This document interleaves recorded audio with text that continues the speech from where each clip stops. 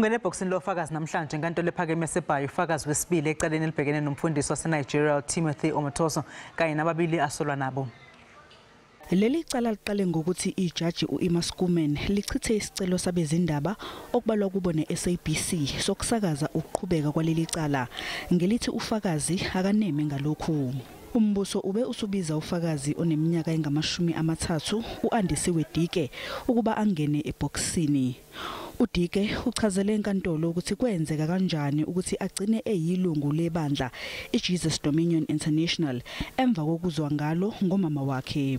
Uthi ukubonana kwakhe kokuqala nomfundisi uOmotoso kwabe kuyinto ethusayo futhi nenyanyisayo. Ulandise izigameko ezimbalwa lapho wathuka khona ngendlela uOmotoso ayeziphethe ngayo phambi kwakhe. Uthi okwamshaqa kakhulu ingelanga lapho uOmotoso athumela khona abantu ukuthi bambize eze egunjini lakhe lokulala.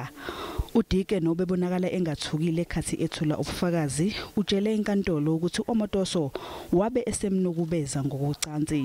Uthi baba nengxoxo ngaphambi kokuthi uOmotoso akwenze lokhu.